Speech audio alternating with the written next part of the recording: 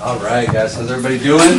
What I want to just kind of really get into tonight is one of our flagship products. I think you can never know enough of is IUL, Index Universal Life. And you know, I talked about orientation last week. Is what are the three things that we specialize in, like as a company? Like in terms of our services, like they all kind of cater around three specific things that are really valuable. What are they? Taxes, principal protection, and lifetime income. That's right. So to the untrained mind, when they hear like, oh, life insurance, like, it sounds really boring, right? You know, like right now, like Jessica just did her first 3 schools, and has that been keeping you busy? Yeah. Right, we're helping out school teachers, man, right? And they're coming out left and right. And as a result of that, we're gonna do life business, we're gonna do some rollovers, we're gonna do some things on side of that, on top of the 403Bs. So you gotta know that, right? But that's just one of the things, the very things that we do, right? And so what I'm telling you is you'll niche something, whether you're gonna work with school teachers, whether you're gonna work with business owners, whether you're gonna build an agency, right? Whether you're gonna just be a personal producer, or you're gonna be, like for me, I was like, I wanna do all the above. Because it's my craft, it's what I love to do, right? Now, you don't have to be that way. But what you really want to be, what everyone needs to be specialized, like in the Marine Corps, we say whether you did supply and you drove trucks or you worked on computers, every Marine was a rifleman, right? Man or woman, you had to know how to shoot a weapon and qualify from 200, 300, and 500 yards. If you couldn't do that, you can't be a Marine. You can't even, they wouldn't allow you to do it. So that was something that we all had. In our business, every person should be able to go out there and produce on their own. Every person should be able to go out there and sit with the family and be like, so Anthony, what do you do, man? You should be able to give a really articulate presentation and be like, let me break that down for you. And with confidence and conviction. That's what's going to attract people to you. That's what's going to allow you to go out there and build. Because you're going to recruit by default. That's my point. People are going to be like, where'd you learn this at, man? Right? Oh, this is my company does, right? I want to know that stuff, right? I want to do something like this. How do you get paid doing this, right? So you'll know, so one of our flagship vehicles is Index Universal Life, right? Also known as IUL, so we're going to cover that. And I want to have some time to go into mindset, right? So I'll probably keep you guys here to about 8:45-ish, 8:50, because I want you to walk out here tonight with some really unique perspective. So let's get right into it. So one of the biggest things, and in fact, I have this here for a reason, right? I see some people have it, is getting your materials. Right, is getting out in the field. These are the tools that you need with you, right? When I go out on a field training appointment, I got this, I believe, at Office Depot for like 15 bucks. Okay, I recommend black. We always use yellow, right? Not white paper. Yellow, for some reason, it catches the eye. Okay, it really does. And I learned that from a top producer in a practice company, so I always use yellow paper because it catches the eye. I was like, well, this dude's making $100,000 a month, so he's right, right? So, and I've always used it. So has Doggo. I get these pads at Office Depot. I get something with a calculator. You could also get a financial app. There's a financial calculator app that you can get in the App Store. It's called BII. It's like $4.95. So you can project future interest. If someone's like, well, Jen, if I save $500 a month for 30 years and average is 8%, what does that mean for me? Oh, here you go. Obviously, once you get licensed, we have business cards that you'll get. And in here, you want something that has, I always carry at least 3 black pens. Get good pens, right? And get something where, obviously the presentation is changed, we're updating it, but we laminate our presentation. Right, so you have it on here, and of course in here I have associate membership agreements. You should always have 3 on you. And I just have marketing material, so I have a few illustrations that you should have on you at all times. Just things that are simple, because if you don't have Wi-Fi or whatever, you can do business on the spot. So we'll go more in detail of that, but for starters, like for a notebook, you should always get at least a 5-star notebook or something you're not going to lose. I don't recommend taking notes. I've seen people come in, they take notes on these, right? You lose these trash, right? The notes that you take now, I promise you will probably pull this notebook out 5 years from now, and you'll train your office on that. You're like, I took these notes 5 years ago. They're just as good 5 years ago as they are today, right? And I'm going to do a presentation just on that. So you want to be very copious in note taking, right? when you come here, the etiquette that you want to show up here is obviously is you want to leave all challenges out the door, right? You want to bring any negativity. If you had a bad day, you know, and you still show up, I applaud you for that. You know, because a big part of what you're going to learn in this game that we'll talk about later on is your emotions, right? I think the biggest obstacle to most people's success by far is not the product knowledge, it's managing their emotions. All right, people are possessed by their emotions. People only do things based on how they feel. Oh, I wasn't feeling good, so I didn't show up. Oh, I feel great today, so I'm showing up, right? And write this down, because it's something I live by. No matter how you feel, get up, dress up, and show up. Because that says a lot about your character, right? A lot about your willpower. You know, so that's something we look at too as an entrepreneur. Because the key word in entrepreneurship is independent, right?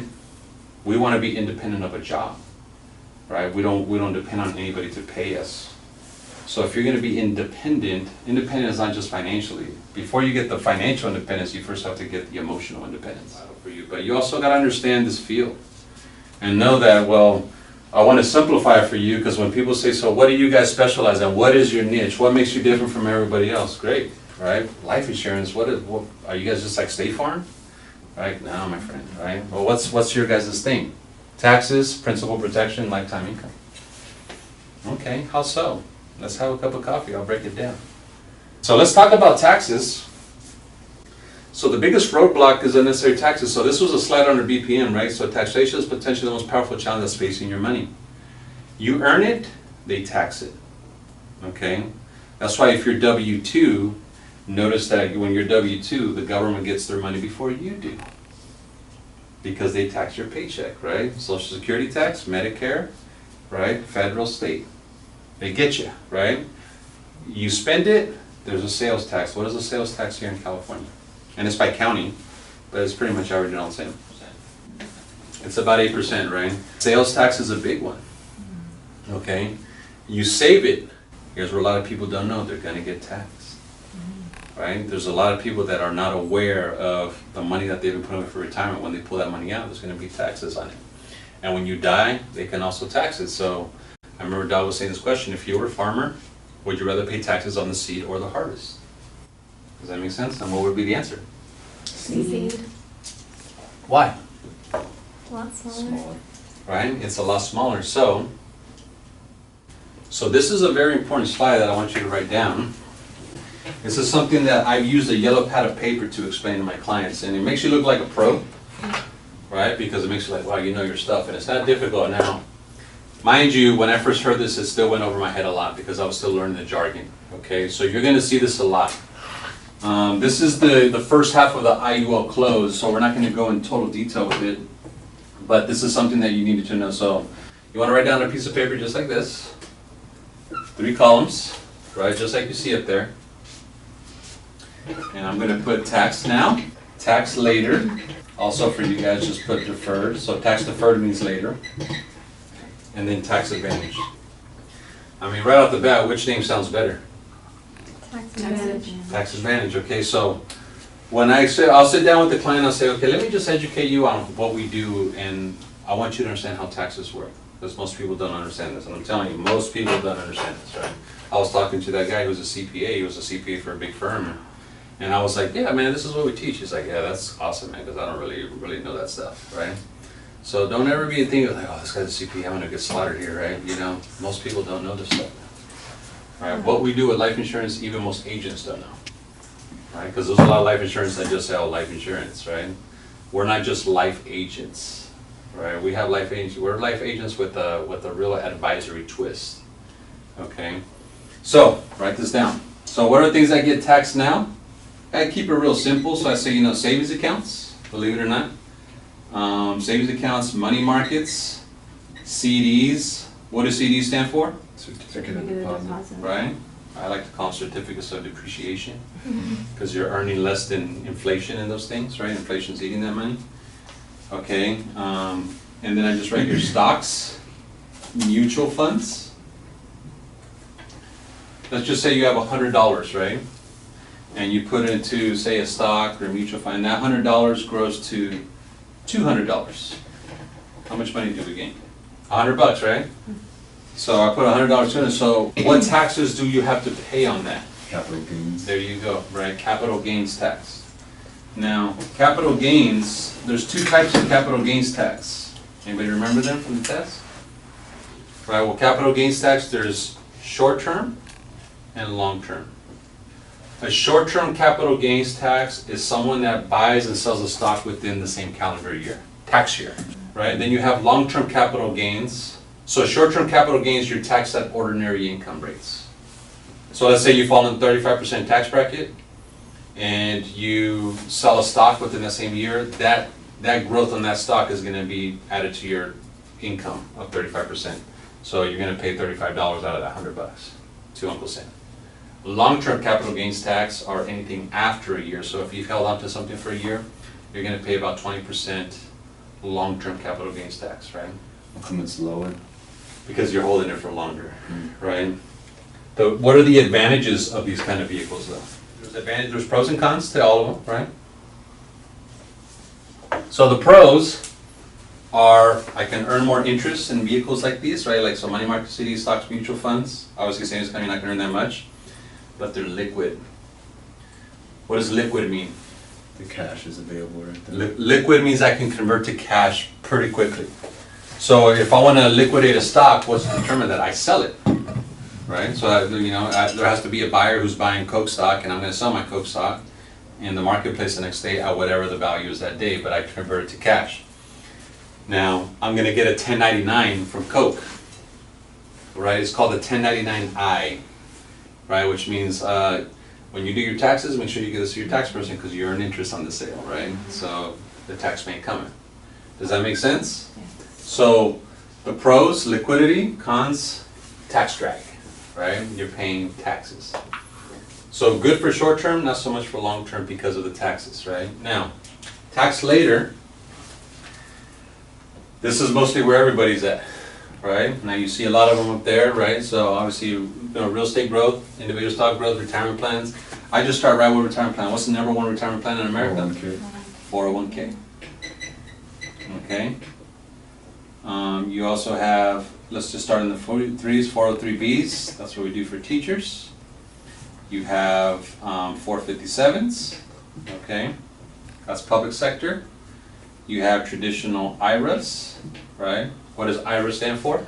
Individual retirement account. Individual retirement account. Okay, now, something you guys should know is how much can I put into an IRA? 5,500. 5,500? 6,500 depending on your age. Right, what age is that? What's the determining age? 60. 50, 50. right? So write that down. So you can start an IRA, and right now, obviously, everyone's under 50 in this room. So you would put $5,500. That's what the Uncle Sam allows you to contribute. Now, what's the benefit of that? Save on taxes now. How so? What is the advantage you get? You get to deduct it from your taxes that year, right? So when you do your taxes and be like, oh, I max funded my IRA. You don't have to max fund it to get the $5,500, right? If you put 1,000, you deduct 1,000. If you put 500, you deduct 500, but up to 5,500. So 5,500 is for 15 below, Mm-hmm. and 15 above, you do 6,500. You got it. There you go. Right? Everybody get that? Okay. So why do people do that? Because they need a tax break. Right? So I've done IRAs, right? So sometimes I'll sit with the teacher and I was like, well, do a 403B, and I was like, how you doing a tax, man? Pain, man, right? So they do a 403B to lower their taxable income. That's why 401ks people do that too, right? So we'll talk a little bit more about 401ks. What else do we see up there? You have tax sheltered annuities, right? Those are also put into 403Bs for teachers, right? So you have a teacher that has a tax sheltered annuity, right? It's just like a 403B, okay? How is it different? Right? It's just a different name. The older ones, right? They're called TSAs, right? Tax sheltered annuities. But they're 403Bs, right? They're now called 403Bs. For the most part, we use 403Bs. So. 403B, we do 403B. Okay. What is TSP? Thrift Savings Plan. Who has TSPs? Federal employees. So they work for the U.S. Post Office, TSP. They work for the federal government, TSP. Military, TSP, right? That's just the government version of a 401k. Okay, so Can you roll those over? You better believe it, okay? Obviously we do annuities, right? Annuities are tax deferred, okay? So you have fixed annuities, index annuities, right? Variable annuities. They all follow in this whole plan right here. Traditional pensions are tax deferred, okay? Pension is just another word for annuity. This young gal I'm prospecting, she just graduated from college, you know, and she's in her early 30s. She was actually at the event this past weekend. So I was like, well, so I was like, tell me which one. She's like, I want a government job because I want benefits. Big thing, right? And I was like, okay, so tell me about that. Why do you want those benefits? Because I have a government job, they'll give me a pension. And I was like, and why do you want that pension? Even though I know the answer, I still want to hear her say it. And why do you think she wants the pension? She wants retirement income For how long? Lifetime income. for the rest of her life. Exactly, for life, right? And so here's the thing that you got to see what your advantage is, that what you offer people. Well, what if my job doesn't offer a pension? Well, it's now possible that you can help them save their own money to have their own pension. Does that make sense? Don't ever overlook how important that is in our society right now. What this can alleviate for our society is people to have to stay in dead-end jobs that they can't stand, all because I know people in the military right now, buddies of mine. Can't wait to get out of this flipping place, bro. 8 years, 3 days, 2 months, and 4 weeks, right? You know, and then I'll get that pension. I'm like, damn, that's 8 years, bro. You know what I'm saying? Like, are you happy? No, but I want that pension, right? And that pension, like, is only like $1,800 a month. You know what I'm saying? So some people are wired that way. I'm not judging, but I'm saying, but is it worth to rob you of your happiness? What if you can go do something you love, but they don't have a pension, but you save your own money, get your own pension? You can go get an $1,800 a month pension if you save for it. Does that make sense? Mm-hmm. Yeah. So just that all falls under tax deferred right now. Here's the things about this: you cannot access these monies until you're 59 and a half. Okay? If you touch the money prior to 59 and a half, what happens? Penalty 10%. 10% penalty for early withdrawal. Okay?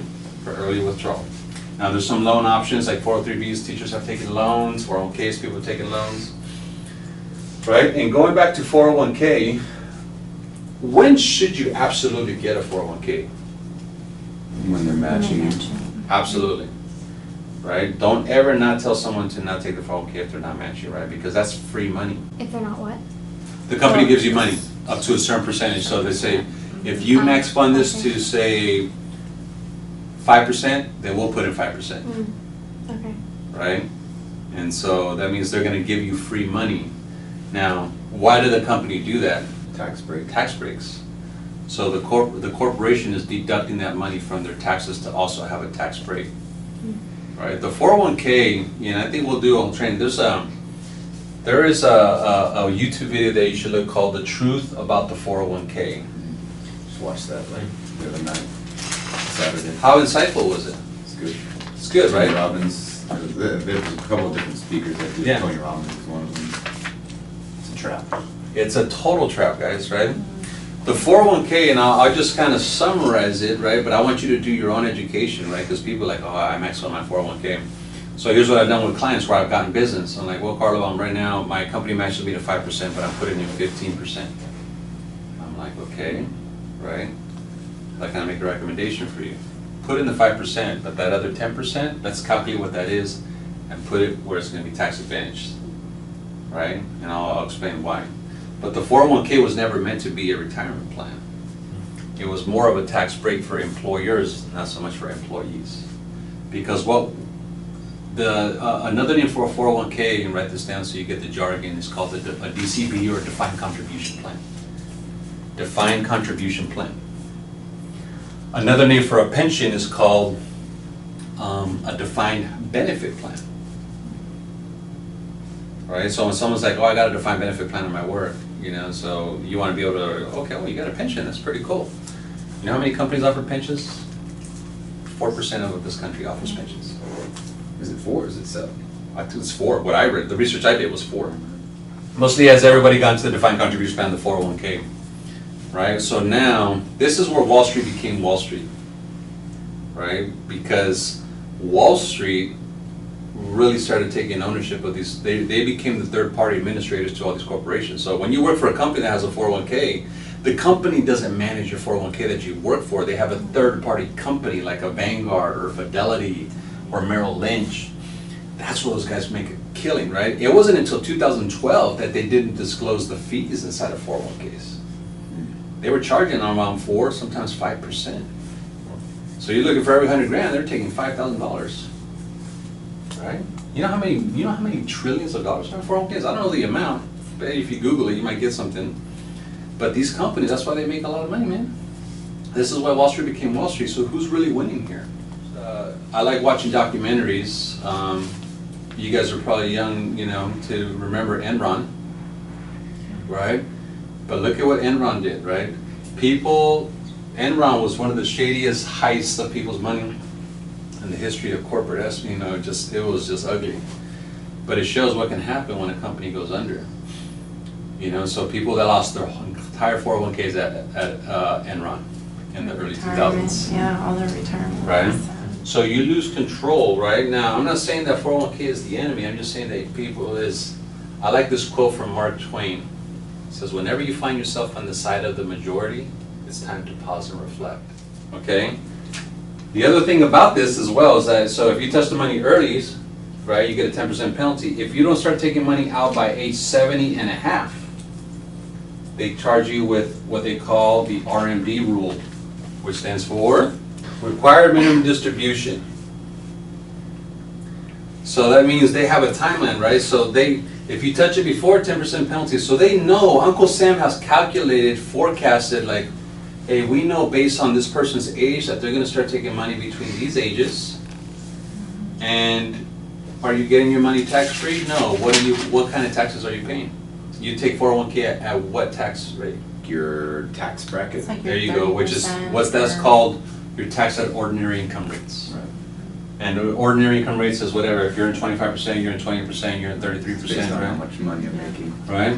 Tax. So right now, the 100,000, if you're making $100,000, you're in about the 33% tax bracket, state and federal. So if you're for every 100,000 in your 401k, 30,000 of it's gone. 33,000, 33. based on current tax rates. Now raise your hand if you think, because I don't see anybody retiring here next month or next year, but raise your hand if you think taxes will be a lot less 20 years from now than they are today. All right? So why are we mortgaging our future away? Does that make sense? So what happens if they start to take it out after they turn 70 and a half? So great question, right? So if they don't start to say like, you know what, and I've had clients say, I don't want to take my money out of my 401k, I don't need it yet. I'm like, you need to, like, but I don't want to. Like, it's not about what you want, right? If you don't start taking out the required minimum distribution, right? And I don't know the exact percentage of that. It's nothing crazy, right? But it's you have to start drawing it. And why? If you don't draw it, let's say that you have a $500,000 account and you say you got to start taking out at least $18,000 a year. Well, I'm not going to do it. Well, then Uncle Sam's going to penalize you. Write this down: 50% Oh my God. of what. I kid you not. Look this up. They will penalize you 50% of what you should pull out. So let's say, well, you got to pull out 18,000. I'm not going to do it. Well, then we're getting 9,000 penalty. Wow. Why do they want to do that again? Why do you Well, think? I think it's They just- because people will die and then the government can't touch that money.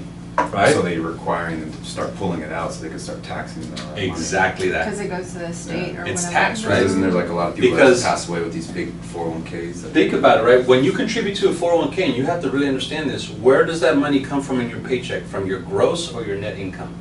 You're gross, Your gross, right? So gross income pre-tax or post-tax? pre-tax. Pre-tax. So you have money that is getting contributed, right, to your 401k that is coming before the tax filter of your paycheck. So when that money goes to your 401k, it doesn't get taxed. Uncle Sam it never went through the Social Security, federal, state, right, Medicare. They didn't go through that filter, right? So you contributed to it and it's growing tax-free. So no taxes on the contribution and no taxes on the growth. And so when people say, Karlo, check it out, man, here's my 401k statement, man, look, I got 493,000.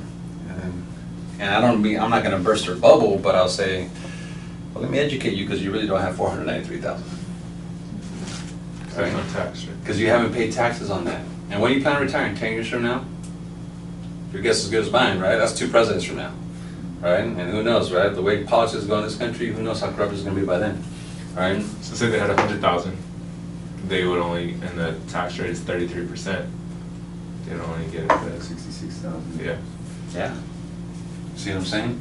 And is the cost of living going up or down? Right, so you think people are gonna need closer more to $100,000 10 years from now than 66,000? Right, hell yeah. So do they think that they're contributing more to the pot, so the interest is gonna grow on a bigger pot? Yeah, of course, right? You know, that's the thing, it's like, because that's what financial services, right, really sells. Go for the long term, man, go for performance, because I don't really care about your balance, I just care about the assets under management that I'm making on this thing, right? We are more in, well, I erased it, we're more in the income phase. So your job as an advisor is, can you do performance here? Yeah, I'll prove it to you here in a second. But that's not our niche, right? We're not here to be like, we're gonna give you performance to compete with your Merrill Lynch advisor. What you can do that your Merrill Lynch advisor cannot do is distribution. You're in the income phase. You're more of an income solution expert versus an accumulation expert. Merrill Lynch is like, let's help you make money, right, through performance.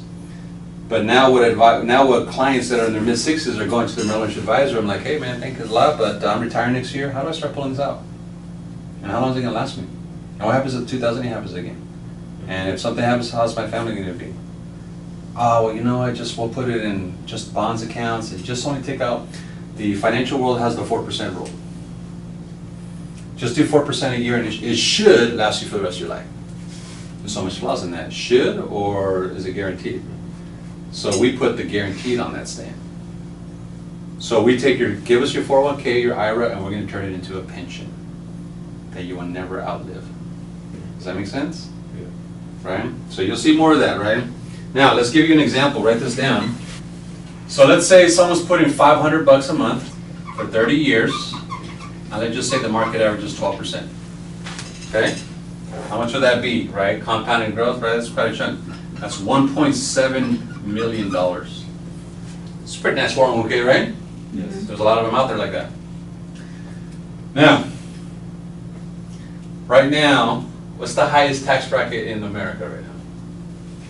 Who thinks taxes will actually be higher 10 to 20 years from now than they are today? So right now we're saying that's about 40%. So let's just say 50%, right? Check this out. So here's what this person doesn't know, right? Is that, man, I got $1.7 million, but I didn't realize that I was going to pay $850,000 in taxes. Oh my God. How sad. All This that is real work. talk. All that work just to. Most people do not know that. They don't. Because they were deferring it. They were deferring it, man. The IRS knows the heartbeat and the pulse of our psychology, right? It knows the consciousness of the masses, right? And most people will take instant gratification now, not thinking about later. And most advisors work in the tax later, right? That's where they make their Absolutely. money because they want to vouch for 401ks because then they bring people's money in and then that's where they make their money. So they're not gonna say it any other way. Exactly, and how do they make their money, Tom? Assets under, what is it? Management. Management. Assets Also under known as management. AUM, right? And what is the going rate for an assets under management money manager? I don't remember off the top of my head. About 1%. So that's how money managers make their money, assets under management. So I've had clients say, you know what, Carlo, this strategy is unique, man. I'm gonna talk to my advisor about it and see what he thinks about it. I'm like, I wouldn't recommend that. Right? So they try to persuade them Of course, you know, by it's like, saying that's good. so, you know, yeah. So it's like, if Thomas was my financial advisor, you know, he's making money on my 1.7 million. I was like, hey, you know what, I know this insurance agent, he says I should put most of my portfolio in an index annuity, like a lifetime income. Oh, I wouldn't do that. And he's gonna give you, because, you know, you're not gonna get the performance, but really what I'm trying to tell you is I lose money if you do that. Does that make sense? Performance, you mean interest. Yeah, Not much. exactly. Okay, so what we do, so does it make sense? Pretty eye-opening, right? So what we do here, what do you see in the tax advantages, okay? So you see municipal bonds, right? Which we don't do, okay? But those are tax-free vehicles. What we do here a lot, Roth IRA. What's the difference between an IRA and a Roth IRA? The only difference, which is pretty distinct, right, is that when I pull that money, I don't get the tax write-off that year on that money. Okay? But in return for that, because I'm funding it with after-tax dollars, because I fund this with after-tax dollars, but I get to deduct that. I fund the Roth IRA with after-tax dollars, but I don't get to deduct it off my taxes that year, but it's 100% tax-free when I pull it out. What about the money that grows in it? Tax-free, 100%. Does that make sense to everybody? So Roth IRA is definitely better. Depends, right? A Roth IRA can be better, right? Right, so, because most people do want to save on taxes, right? So we do, people say, well, I don't have my investment licenses, how is it that I'm offering Roth IRAs, right? We do Roth IRAs under what vehicle? Annuities, right? So when we do a pension under a Roth IRA, that's lifetime income, that's tax-free. It's pretty sweet, right? That's very sweet. So if a client's like, I have a Roth IRA, can I roll that over to an index annuity? Yes, you can. Right? Yes, you can. Can I roll over a Roth 401k? Yes, you can. You can roll them all over, right? Can I start a Roth IRA? Yes, you can. Minimum to start a Roth IRA with us is $100. Very feasible, right? Okay, now the limitations there is that if you're single and you make more than, I believe, either, Google that on your phone. 118,000? So it says qualifying income limits for married filers, 189. Yep, 189. And 199 if you cannot contribute up to the limit. Right. So yeah, right around there. Okay, so that means you don't get a Roth IRA, right? So no bueno. So what happens for someone that makes good money? Don't they think they want tax breaks? Yeah. So that's where we come in, right? That's our bad boy right there called IUL. Index Universal Life. No limitation to what you can put in. No income limits. Right? Don't have to wait till you're 59 and a half to pull money out. Yeah. that's Okay? nice. So, pretty cool, right? Mhm. And so let me show you an example of an illustration, okay? And just so we get this right too, like everything that you just wrote down on that board these are retirement plans, but it's not life insurance. The IUL is though. Yes. Everything else is just retirement vehicles. These do not offer life insurance. Exactly. So don't confuse an annuity for an IUL. We're not talking about life insurance. What does annuity mean? Annuity is a contract, right? Just like what's a CD? A CD is a contract between you and, say, Wells Fargo. That's where you bank it, right? You put a chunk of money in there, and my contract is if I leave a chunk of money there for 6 months, they pay me 1% interest. An annuity is a contract between you, right, or your client and a reputable insurance carrier, like we have many. A 403B is an annuity. So what you're going to be offering teachers, right, is a 403B, but people think, well, I have a 403B or I have a 401k. You'll be amazed at how many people think that's their investment. I have a 401k. Oh, I have a 401k too, right? You know, I lost money this year. I didn't lose money in mine. Right? Are they different? People think 401k is an investment. 401k stands for Internal Revenue Code 401k. It's what's inside the 401k that's an investment. 403b is also just the tax code, Internal Revenue Code 403b. There's Internal Revenue Code 403a, right? 403c. 403b is a tax code. It's what's inside that 403b. Right, just to get it right, so like when you say the money's in the 401k, you're saying within that, it could be in stocks or it can be in mutual funds, it could be in bonds, so that's what makes it different for each person. Look at it like this, right? Here's an umbrella, right? So this is 403b. That's just a tax code, right? So under that umbrella, I can have stocks, mutual funds, money markets, right? Bonds under that umbrella. It's still 403b because it's under the tax code. So instead of putting stocks in outside of my 401k or 403b where I have to pay capital gains tax, I can put stocks inside of my 403b or 401k and defer it till later. Because the tax code 403b or 401k allows me to defer it until I pull it out. So I don't have to pay the capital gains tax like I would here. Does that make sense? Does that answer your question? Yep. Okay? So what we're putting inside of the 403B is like, well, what's your, both 403Bs, but what are we putting inside of it? Index annuities. We're putting an index annuity inside of a 403B, right? So what does that mean? So this is how I closed business with the teacher. I was like, so have you lost money in your 403B? Yeah, especially been around a long time. Yeah, I lost money in 2008. I was like, okay, well, like Jessica and I are working one right now that she pushes to the end of the month because she's busy, but she's like, I'm really happy with my Edward Jones advisor because I've been with him for 20 years, right? And I got her on Logic. I said, hey, I'm not trying to take you away from your advisor, right? But could you afford, she wants to retire in how long, Jess? I don't know, but 5 years. Remember? Yeah. She's like, I want to retire in 5 years, right?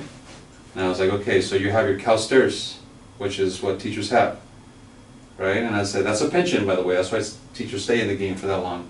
But they're going to take a 40% hit, right? So they're not going to get 100% of their income. They're going to take a 40% loss in their income when the pension turns on, right? So you're going to get 60% of what you were living on before. So if 40% is dropped, I was like, well, what are you going to do with that 40%? That's where 403B comes in.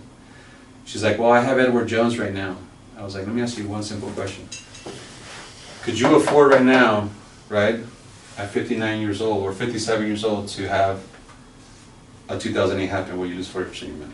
She's like, oh God, no. Not in 5 years, because I mean, I may not have time to make it back. If I was 30 or 40, yeah, because I'm not retiring. I was like, exactly my point. No, I'm not trying to, please don't take this as a sales pitch. I'm just being very logical here. Right? I'm sure your advisor's a great guy. What I'm saying is, what if we put your money here? Well, what does that mean? I said, if the market goes up, you can still make money with us. And guaranteed at that, but if the market crashes, you don't lose a dime.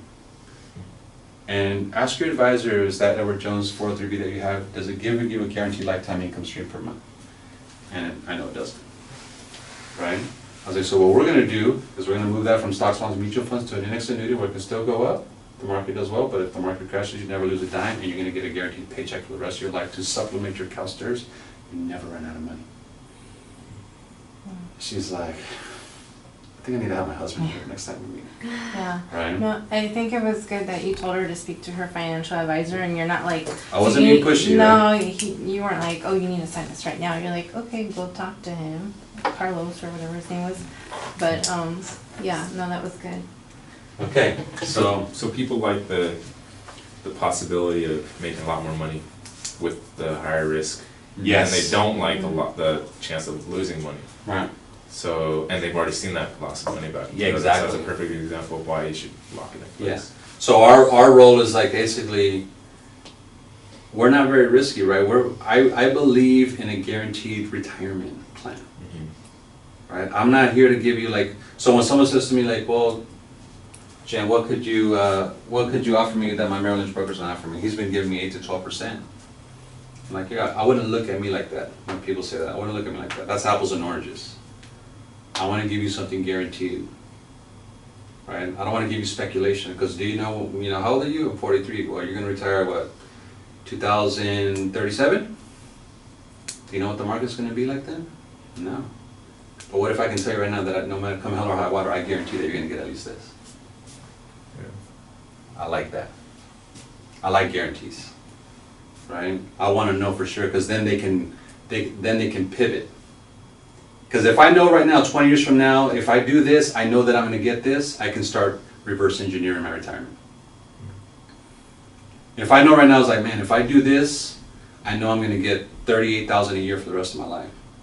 I want to get that to 50. Hey, Carlo, if I put in more, how close can I get it to 50? Yeah. If you do this, guarantee you'll get 50, man. Okay, let's do that. See my point? Yeah. That's what we offer, right?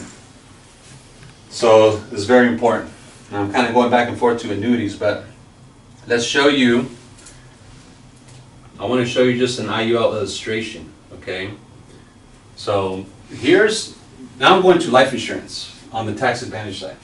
So this is our flagship vehicle, right? This is one of the premier things that we do, and we do a lot. Right? Once you get good at this, you'll be doing 10 to 20 of these a month. Okay, this is a big money maker for us. We did about almost 40 apps last month, and over 50% of them were IULs. okay? Mostly written by Isaac Salgado, right? He wrote a ton of them, okay? This is how, so I'm gonna tell you exactly how I close a client. This is like my closing presentation on an illustration. I don't go through all 39 pages unless you really wanna lose a sale, right? I'm gonna go to the main points, right? So you see, what is so good about this compared to everything else? Well, first things first, check this out, right? Brittany did the puzzle piece at the big event. I do it without the puzzle, I just explain it. I say, look, right? So Anthony, if you die too soon, your family's gonna benefit from tax-free money. But if you get sick along the way and you don't die and you have living benefits, this is life insurance you don't have to die to use. Okay, I'm gonna show you that. But our philosophy is this: if you don't die and you don't get sick, right, that's what we all want, right? Shouldn't you get your money back? And not only should you get it back, shouldn't you get it back tax-free for the rest of your life? Like a pension. Yeah, I like that. I tell you, that's very, when people see that, they're like, that makes sense to me. Right? It's worthwhile. So, write down these pages, because I'm just going to go through the ones that I use. I do page 1, I show that puzzle piece. This is our flagship company. You get this free, once you get licensed and appointed, you get this free marketing material from them, right? You want to hand this to your clients. So check this out, go to page 8 in this.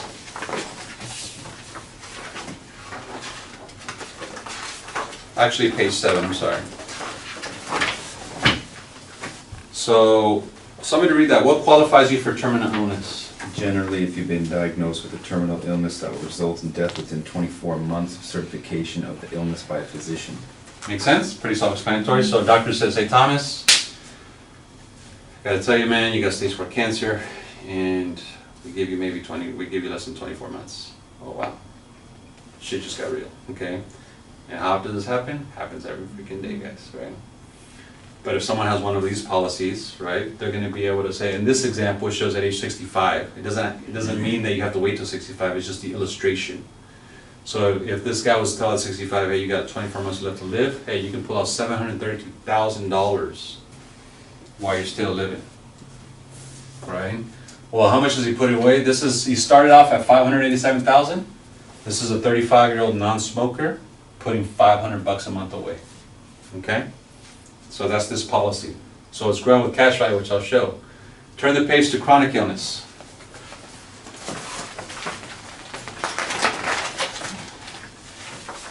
So, someone else read chronic illness real quick.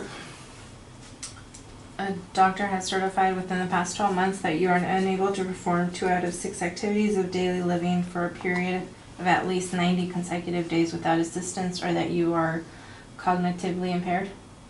Yeah, and so read those 6 things that you can't do, right? So these are very important. Activities of daily living: bathing, continence, Yeah, dressing, eating, toileting, transferring. yeah, right. You guys know what this means? Continence means that, my dog right now has continence issues. It's tough to see her lose it, man. She's going to be 14 in December, and she's just getting really slow, but she can't hold her bowels, right? So she'll just be laying down sleeping, and she just starts pooping uncontrollably, right? And so it's been tough because we had to rearrange our whole bed situation because I can't have her in the house because she gets poop everywhere. And so this happens with older people, man. But this is a real thing, right? So, but it happens to people that acquire an illness too. They got continence issues, right? If they can't bathe themselves, right? If they can't use the bathroom, I can't even use the bathroom myself, right? Eating, I can't eat, I can't dress, right? I can't move. So this turns on the chronic illness, right? So check this out. This is a really huge thing, guys. So this is what they get for 50 months. So this something happened at age 50 where he's like, hey, he's got stage 3 cancer, he's going through chemo, radiation, can't work. Work maybe has disability, but it's not that much. He can pull out $7,200 a month to do whatever he wants to for 50 months. Tax-free. Is that a benefit? Mm-hmm. Heck yeah, it is, right? So that's something. So when someone says, well, Anthony, I'm good, bro, I already got life insurance. I don't just say, okay, cool, I ain't gonna talk to you about it anymore. I say, my next question is, do you have living benefits? right? You might have the old life insurance. Does that make sense? How long has this been around for? This has been around since the 1930s, right? This is the #1 company in living benefits, life insurance. And remember, right? It's kind of like Brady gave the CarMax example. Right, you guys remember that? That's exactly what we do, guys, right? Huh? I think the IUL, from what I've read, right, came around in the 80s. In the 90s, actually. In the 90s. It really got big after the 2008 market crash. So it's new. It's fairly new, but this is the only, right? I don't want the presentation to steal my thunder, right? But this is the only IU out there that has a guaranteed lifetime income stream, right? If you do it right. Critical illness or critical injury, so turn the page on this so you understand what that covers. So what qualifies, right? I'll kind of go through it quickly. ALS, Lou Gehrig's disease. Aortic graft surgery, that's heart surgery. Plastic anemia, blindness, cancer, cystic fibrosis, end-stage renal failure, heart attack, heart valve replacement, major organ transplant, motor neuron disease, stroke, sudden cardiac arrest. Critical injury includes coma, paralysis, severe burns, and traumatic brain injury. What kind of things can happen where someone gets a TBI? Probably the most prominent one, car accident, right? Car accident. So this is deemed by a doctor, where you see where it says minor, moderate, severe, life-threatening. The doctor will determine, like, hey, you know what, Steve, Steve had a severe traumatic brain injury. He's right now in a coma. We hope he's got a lot of brain swelling right now. Steve ain't go back to work on Monday, guys, right? You know what I'm saying? Steve's, and Steve's the head of household. Steve pays the bills, Steve pays the mortgage. So right now, what this can do is like, hey, if he's age 50, he can take out $426,000, right? His wife can be like, oh my God, I'm so glad for this living, but he didn't die, right? So an old life insurance be like, well, my husband has $1 million policy, but he's in a coma, he's not dead. There's no death certificate that the insurance company can carry to pay out that $1 million. But here, does that help the family? You better flip and believe it does, right? This is huge, guys, right? So I've replaced term policies, right? We do term insurance with living benefits, right? And we also do permanent plans with living benefits. You offer this. And National Life Group's the only one that offers living benefits on term insurance. You got it, brother. He's learning, he's marketing, right? Wow. Wow. It's no joke, right? I've done these for $30 a month, and I've done them for $300, $500 a month, right? So it really just depends. So I believe everyone should have one. This is why, business is very good for us, because you'll make money. And I like how Elvia said it. She's like, you know what? I didn't focus on the sales. I just focused on the service. And you forget sales if you just focus on serving somebody. Like, I just want to help you, right? It's not about what I'm going to get from this. It's about what I'm going to give you. And if you can look at clients that way, money will be easy for you here, right? But if you feel like, I don't know, I don't want to sell somebody, I don't want, it's like, well, then I think that's selfish, right? Because you're thinking about your own feelings instead of what it can do to benefit that family. That's exactly what my guest said on Saturday, Sally. She said, I already have life insurance. Because I thought we were going to go more into the living benefits on Saturday, but we didn't. And that's what you can tell us, like, but does it have living benefits? And that's what I told her. I said, no, I need to sit down with you and your husband. I said, talk to him before I go over, but yeah, no, it's... And here's what I've done. I said, well, people are like, we already have life insurance. I was like, well, what are you paying right now for that? We're paying like $100 for me and my wife. I was like, well, what if for the same $100 we just give you something with upgrades, right? How long have you had it? We bought it in 2002. And I always use the iPhone example. I was like, do you remember the first iPhone? Came out in 2007. I was like, if you put an iPhone 7, which is fine, is even an older model now, put in the iPhone XS right now, to the first iPhone, it's like looking at, talk about evolution. Same thing with our policies. Like, you might have a really old, outdated policy. Maybe you need an upgrade. That's the term I use. Maybe you need an upgrade, right? But I don't want to pay more. I was like, who said you got to pay more? What if for the same amount you're paying now, we just give you something that has more bells and whistles that are going to benefit you more? Does that make sense? Simple question to ask, guys. What percentage of people with life insurance have a plan of living benefits? None. I don't know the percentage, but most don't. Right? Unless they got life insurance within the last 2, because most companies are catching on, but they don't have the benefits like this. There's a lot of red tape of how you can use living benefits. National Life Group says you can use the money for whatever. Some of them are like, we'll give you living benefits, but it has to be used for, we pay to the doctor's bills, right, only, or whatever like that. Well, I don't want the doctor bills, I need to pay my mortgage and put food on the table for my kids. You can use that for that here. National Life Group's the only one that does this? There's other companies, but if you look at their history, they started this Yeah. in the mid-1930s, right? So, pretty cool, right? That's incredible. Very, very powerful to understand, right? Living benefits. Okay, so that's why I sell that page. Okay, so that's page 8. You should write that down. Check this out. And then I go right here to page 20, or it might be 21, depending on how you do the illustration. This is very important to understand, right, in terms of performance. Okay. So I say this is how the cash value account grows. Right, so not only are you getting a $587,000 policy in case you die, not only are you getting living benefits, but you're getting some performance in a cash value. Well, why should I care if I'm saving money? Because I can use this as a retirement vehicle. Well, what's cool about it? So if the market does 26% like it did in 1998, you have a cap. A cap means that's as much interest as they're going to give me, 11.75. Now, is 11.75 good? Yes. Yes, right. I'm going to show you guys something here in a second. If the market does 19.53, I don't get 19.53, I get the cap.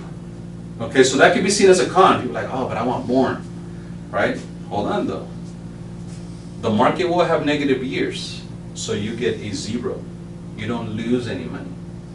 So for middle class America, especially the market that we serve, they work too hard to see their money just go down in some unforeseen market crash. Like, man, that's tough for me to lose that money like that. What if you could say you will never lose a dime here with me, ever, right? Isn't that powerful? Look at 2009, so if you do 8.99, you get 8.99. Do 3, 13.62, 11.75. So you match it up to 11.75. Look at 2008, that was the market crash. Almost 40%. Our clients lost nothing, right? Huge, okay? 0 is your hero. So I want to show you guys this because it's important that you understand once you get appointed, you can do illustrations like that. Okay, cool. And you start playing with that software. We're going to start doing illustration classes for licensed and appointed people. Awesome. You got to understand the rule of 72 if you don't know this. The rule of 72 is how the rules of compound interest.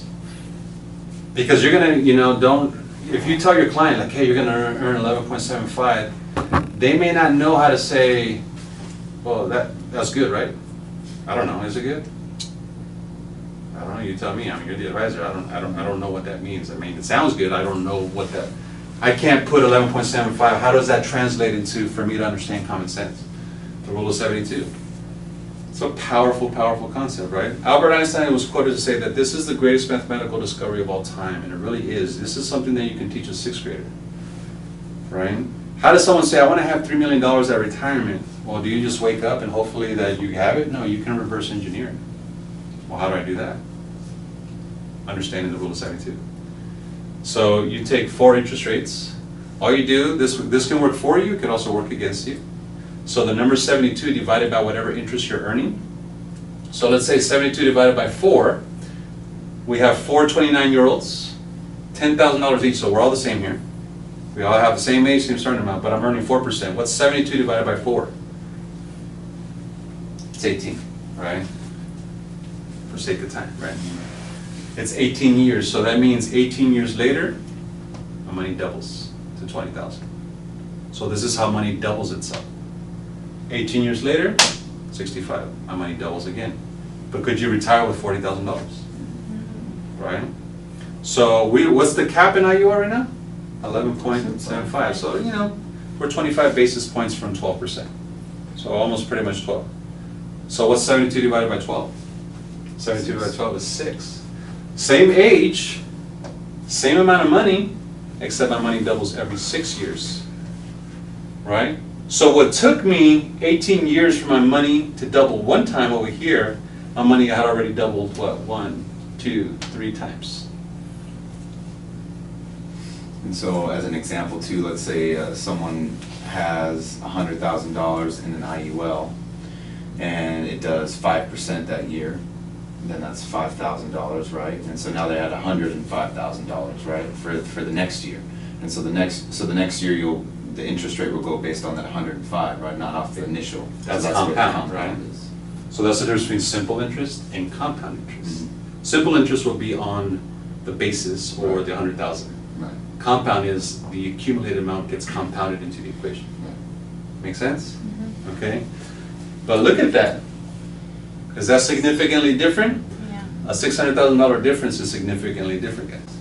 So you have the financial cure for cancer, literally, right? Because IUL to us is like, we call it the Swiss Army knife of retirement planning because, hey, it's life insurance, I got living benefits, I'm building money with interest, that I can make a great interest rate without risking my money. That's huge, okay? Now check this out.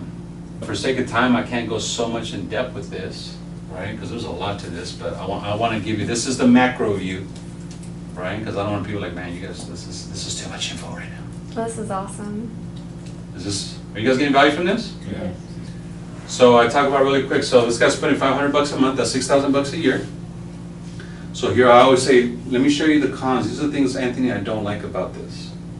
Okay, that I need to be transparent with you. It's not a short-term vehicle. It's long-term.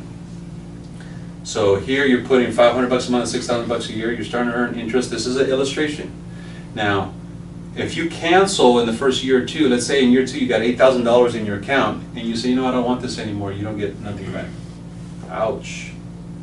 So I gotta say, so what if I can't pay it? What if I lose my job? That's fine. I said cancel it. I said, you know what?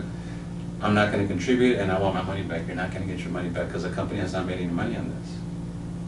It's a long-term vehicle. One ism that I always use with clients, I'm like, look at IUL, it's like a fine wine. It gets better with age. Right? So when a client says, I want to try this for a couple of years, and then if I like it, I'll stick with it long. I'm like, oh, I want to do this way.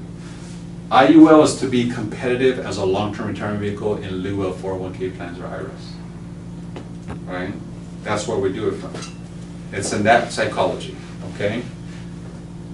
When can I start? You see it's got a 11-year surrender period. So you see here 11 years and 69,000. So now I can take my money back. I was like, you know what, I don't want this anymore. Right? And I'm going to do something else with it. Now, can I take loans from it? Yes, you can. Right? And we'll go more into that, but there's accessibility that you don't have to wait till you're 59 and a half. So it's kind of like being your own bank. But really what I want to market is like, here's the big long-term picture. So this guy, after 30 years, put $270,000 of his own money. Right? Now, I got about, based on an average of 6.85% here, right? I got about $565,000 in this retirement account. Pretty good. Now, how do I convert that to income? Should I take it out?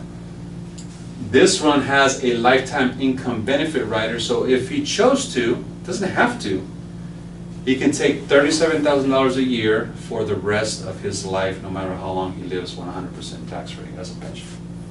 That's a big deal. So look at that. He's like, well, I put $270,000 over 30 years, and this is where I've closed almost every IUL. I was like, just to give you the logic. So you put $270,000 over 30 years, it's quite a chunk of money. But in your first 5-10 years retirement, how much have you pulled out? 370.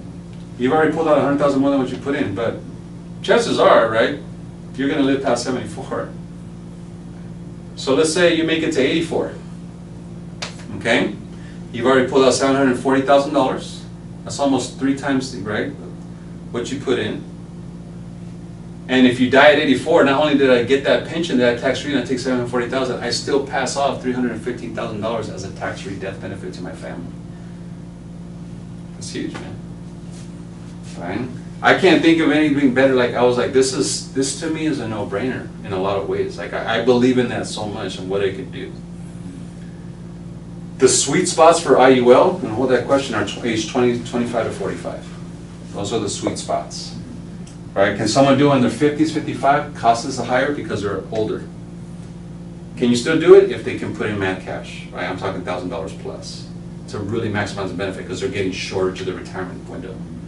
But someone like your guys' age, IUL all day, right? But you still have to qualify. I tell people you still got to qualify, right? Because it's life insurance, right?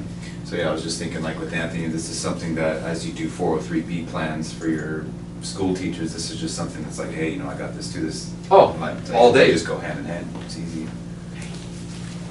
But is that pretty valuable? Yes. Right, so with the 403B, with the teacher, and teachers almost, they even beat us, say, look, with the teacher, I'll show them the tax, not tax later, look, what I gave you is a tax defer strategy, right, but you're gonna have to pay taxes on the 403B. You know, it's gonna be a lifetime income stream, but you're gonna have to pay income tax on the 403B I'm giving for you. It's gonna be an index annuity, lifetime income, right? But I can also give you, it's like, you have a family, right? Yeah, or you wanna make sure that your family's taking care of something should happen to you? Yeah. So what if I can give you something that takes care of you and gives you living benefits, but also gives you another pension that's tax-free on top of your 403B? Oh, wow, that sounds great. Yeah, you could, you know, start with $100. So you're saying people do a 403B and the IUL? All the time, dude. So they, when they retire, they get money from the 403B and their IUL, All day. Now they got 3 pensions. which are, CalSTRS, 403B, IUL. CalSTRS is just like a school California teacher. State Retirement. which is like 60%, right? Exactly. And they fund that or they don't? It's just They, like a they benefit? fund it through their paycheck. Okay, It gotcha. comes out. Yeah, it comes out. It comes out automatically, right, they pay into it. So yeah, if you're making 100,000 as a teacher and you retire, you get 60,000 for what the how long every year they you live, Right? and then If they fund something then like you're- this, yeah. well that automatically comes up, right? CalSTRS. Yeah, it automatically Yeah, gets you taken out can't of the say paycheck. I don't want that. How long do you have to be teacher to? I think it's at least 10 to 15 years. Great question. I don't know. I'm learning that as we go too. For But, What do you do for teachers that are gonna retire like within 5 years? they already have something. I can roll over their variable 403B. We're like, I don't want to lose that to an index strategy. We're like, oh, I don't. It's good to know, Carl, that I'm not going to lose anything now. I can sleep better at night. If the market crashes, my money's secure. And I'm going to get another guaranteed paycheck on top. So you gave me another pension on top of my CalSTRS. Thank you for that. Right? All day. Right? Does that make sense? And you get paid on the rollover, right? And you get paid on the flow. Right? The flow is the monthly contribution that they make, right? You know, so it's a great business, guys. So is this valuable? Yeah. So this is so $500 IU mill. Let's just talk about compensation real quick. So you guys want to know how. What does that mean for me, Ren? So $500 in IUL times 12 months equals what? 6,000 points, right? So let's just say what's 30%, right? That's an associate contract, a brand newbie. What are you making on that, Thomas? Let's do 6,000 times 0.3. 6,000 times 0.3 is $1,800. Not bad for helping one client on a part-time basis, right? On So you top of get- your full-time job. You get that at the end of the year. You get 75% of that up front, So you get 1,350 up front. and then the difference between that 1,350 and 800 will be paid out to you months 10, 11, and 12 now that they've collected the first restrict. They have to go through a broker with that? They have to go through a broker to get that? You're Could the they do broker. that? Yeah, but could someone do that on their own? They can call the company directly, right? So people have asked me, it's like, well, what's the difference between, what I gotta work with you? Can I just call the company? I was like, you can, but you're just gonna deal with 1-800 numbers, right? If you have me, you get to call me and I'll always be here for you, Yeah. right? Either way, you're gonna pay some agent you don't know, who's gonna make a commission off that phone sale, Because it's through the broker. right? Or you're gonna do it through me, who actually has a vested interest in you. Because they wouldn't save any money by calling them. Yeah, same, you're still gonna pay, man, no matter what, right? Yeah, at least they're not paying us. Exactly, you're not paying me, we're not getting, this is, like, that's something that CPA said, he's like, man, most advisors I see, they want at least $1,000 for a consultation fee. We charge zero, and we give them max benefit. This is huge, guys, right? So, how would that be safe, right? And then, for example, like Isaac, right? So Isaac, let's say, who's at it, right, 45% contract? He wasn't even there, right? So Thomas is direct to Isaac, what's 15% of that 6,000? 6,000 times 0.15 is $900. So Isaac wasn't even there, and if Thomas did that, Isaac gets a $900 deposit. Just think of having a team of 4 agents, right? That's $3,600. Just, you know, and that's really was my number, right? That's how I looked at it. It's like, I want to build a business, and here's what my numbers. I want to get 25 to 35 licensed reps in my organization that I train and develop that are just helping at least one client per month. You know how feasible that is? Very feasible in this town of 1 million plus. 25 to 35. right? So imagine if you have 25 and 35, so what's 900 times, let's just say 25. 900 times 25 is $22,500. Is that a pretty good passive monthly income? All day. That's just off of one act. That's just Right. like one way we get paid too, out of 6. Could you ways we repeat get that? I'm going into fast car school. Yeah, could you say that again? Could you repeat that last part? So the goal should be for you, if you're building a business, right, is to get about 25 to 35 direct licensed agents that you are training and developing. They don't have to be all, I want to go recruit, I want to go sell. They just need to know how to go out there and produce. So that's how we pay, because we pay people here with their time, right? So I spend a lot of time with Isaac. Isaac is good. I don't need to spend time with him how to go coach him anymore, right? He's gotten really good at this crap. But when he goes out there and produces now, so I invested all that time up front, and now he's independent of me. Just like he invested a lot of time with Thomas. Thomas is now becoming independent of him, right? Thomas is gonna spend a lot of time with Jen and you, and then you guys will become independent of him, right? And so on and so forth. We don't have any quotas here, right? We're not doing business on a first appointment. It's a no-brainer, man. All day, twice on Sunday, man. This is a cash vehicle, man. That's what I'm saying. You see what I'm saying? So I hope that stretches your vision a little bit, because that's how I look at this, guys, right? And that's just life. We didn't talk about rollovers. That's not even including flow business, right? So flow business in the 403Bs, you get paid every month. Every month, right? So you don't get paid a lot on flow business. So if someone's putting $500 a month, you're gonna get 15, 20 bucks a month. Not a lot, but let's say you got 500 teachers over the next 10-year career. That's gonna add up on top of your IULs, on top of your rollovers, on top of your agency. Can I get a witness? Right? That's what I'm trying to tell you guys, right? This thing is good. You know, like, and I've been pushing this dude a lot, because Isaac's gonna have a $10,000 month. I'm just gonna tell you, I think minimum, right? Based on where he's at right now. His team is exploding right now. Right? But he's earned that. Did he start out that way? No. Like, the identity that I see in this guy now is not where he started, right? So what I want to do for these last, can you guys give me 20 minutes? Yeah. But let's get into some leadership stuff. I want to leave you guys here on a high note, because this is my favorite topic. It's my favorite subject. It's the one thing I love about Difference that I feel that no other company is really teaching their people. You know, companies out there will teach you how to sell. Hey, this is how you close. This is a technique. If they say this, you say that. Right? This is how I close the deals. And is there a place for that? Absolutely, because you got to know what you're doing. But there's not really a place right now, and I find in our culture and society, is lifting identity. And I have found that as my identity has grown, I don't really have to technique sell. I just influence sell. I do business because people see, like, I trust this dude because look at like of who he is.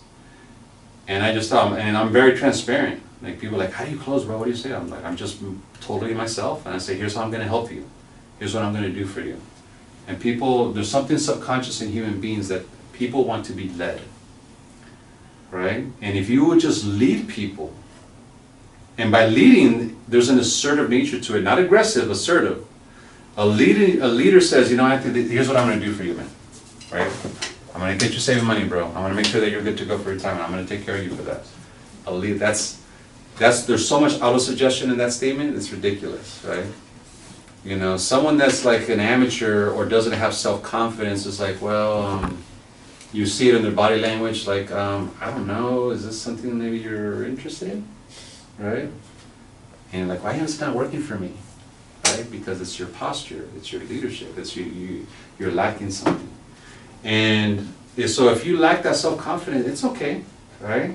You know, nobody comes in here, right? You know, don't ever compare yourself to anybody else. Because people come in here, I did not have a lot of self-confidence when I started here at 25. I had a lot of, you know, self-confidence issues, a lot of insecurities, still do, right? Just not as bad as I used to, you know, and so that's very normal, right? So I love this picture here because this is corporate America. Who's worked for somebody like that, right? This is how we do it here. You're gonna lead leadership, right? Lead the way. What is leadership to us? It's influence, right? It's understanding the law of the lid, one of my favorite concepts in leadership that I learned from John Maxwell. If you call yourself a leader and nobody's following you, you're just taking a walk. It's the truth, right? They're like, I'm a leader. I'm like, I don't see nobody following you, man, right? Because at the end of the day, people follow leaders. People follow what they admire. People follow what they want to be like. So you must be the example of what someone should be trying to be like. And so that starts with like, well, I want to lead people. Well, it first starts with how well you lead yourself. Because sometimes it's hard just to get yourself to act right. Right? Let alone get other people to buy into where you're taking them. Make sense? You know, so the law of the lid is, the more I talk about this example, the more I realize how profound it is in terms of your business. The people in your team is a reflection of this for every one of you. Right? If you have a good team, you have a high lid. If you have like, oh, my team, they're really just draining me, right? You have a low lid, right? And I'll prove it to you. So you want to write this down because it's very important for you to get this. And some of you have seen this a while. The more the more I write it down, the more I understand it. So the law of the lid is basically, it's from 0 to 10, you rate your level of influence. And everyone's like, every one of you in this room is influencing somebody. Whether it's yourself, your partner, your children, your co-workers, right? You play sports, you're a coach, whatever. Some of you are all influencing somebody at any given time. What's your level of influence? And if you have a low level of influence, let's just say you're a 5, just to keep the number simple. And you'll recruit people that are like, I think I'm a 5, right? Well, a 5 can only lead a 4, 3, and a 2, and a 1, right? But do you want to work with 4s, 3s, 2s, and 1s in business? No. No, you want to work with high identity people. Why? Makes your job easier. Why does it make your job easier though? Because you don't have to get them to that point. True, right? And that's the really profound thing you just said right there, because you don't have to get them to that point.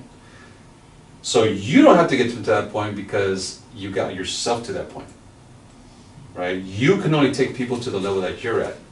So I'm saying, if you're a parent, you can get this, right? Because I can only give my kids what I am capable of giving them, that I am aware of myself. I don't know what I don't know. So I can't teach them what I don't know about. So if I stop growing, I consequently hurt them. And people do this all the time. Like, I don't feel like reading these books because I'm lazy. Well, you just screwed your kids. Because you're not giving them the very best resources for them to live, to max out their life. Does this make sense? Mm-hmm. So my point is, if you're a 5, you can't lead at 8, 9, and 10. These are the people you want to work with, because these are high identity people. And so like Thomas said something that only a high identity person says at his training. One of the key things he said at his training at the big event is, I want people that are going to take action. Right? I am an action-oriented person. The people I want to gather are going to take action. That's an identity person that is talking to project an identity or attraction. So if you're receiving my message, it's because if you're going to work with me, you're also going to take action. If you're not going to take action, then I'm not for you. We're not for each other. Right? He's like, let me just tell you guys, in other words, this is my lid. Right? And so I see Thomas there, right? So that's why if Thomas, right, is 8 or 9, he's going to easily attract people like this that are hungry to get to the higher levels of awareness. Make sense? Mm-hmm. Right? Now, if you're a 5, you'd be like, well, I'm going to go talk to 4s, 3s, and 2s, right? Now, can they grow? Yeah, that's the beauty of our system. They can grow, right? I think when I started here, I was probably 3 or 4 in terms of what I saw myself in business. But I had to grow. How do I grow? 3 ways. Write these down. There's 3 ways that you grow here. And if you don't do this, you do so at your own peril. Books you read is number 1. So right now, the book of the month is The 7 Habits of Highly Effective People by Stephen Covey. A phenomenal book in terms of psychology, right? So the books you read raises your lid, okay, because you're feeding your mind. And that's something that as a leader here, right, that I need to make you guys very aware of what you're feeding yourself. Just like some of you that are like, well, I don't eat meat and I'm very healthy. And I meet people that are very health conscious, but in terms of what they feed their mind is absolute pollution. Right? If you're one of those people that you wake up and the first thing you do is go right to social media to see what everyone else is doing, or you turn on Fox News or CNN, that's garbage. Garbage in, garbage out. Right? Be very conscious of what you're feeding your mind. Right? Because if you think the world is crazy, it's because you, right? That was one of Albert Einstein's greatest quotes. He says, you only have really 2 choices in your life. Do I live in a hostile or friendly universe? and they both coexist at any given time. I choose to live in a friendly universe. The other one is what you're doing here, meetings you attend. The meetings you attend. What meetings are you attending, right? This is one of them because this is a power of association here, right? You're attending a meeting with other high identity people, and it's already proven that if you go hang out with 5 smokers, you're probably going to become a smoker yourself. You go hang around with 5 people that eat unhealthy, you're probably going to be eating unhealthy yourself, right? You hang around with dreamers and chasers of those dreams, that's probably going to rub off on you too. Make sense? So that leads us to the last one, which is the people you associate with. And every leader in here, right? I'm never the kind of leader, and nor is that any leader that I'm training, is that if somebody from not my team says, hey Karlo, can we hang out for lunch, man? Can we hang out on the weekend? I'm gonna be like, sorry bro. All right, I don't like you, Anthony. All right?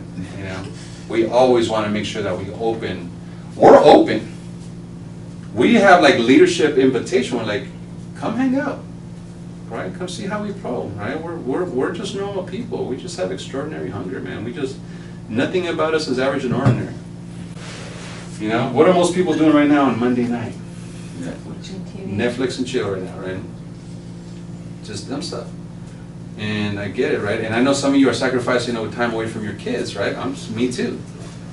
But I'm willing to sacrifice something short-term for long-term benefit. That's why you're here, right? So that's the benefit of this as well.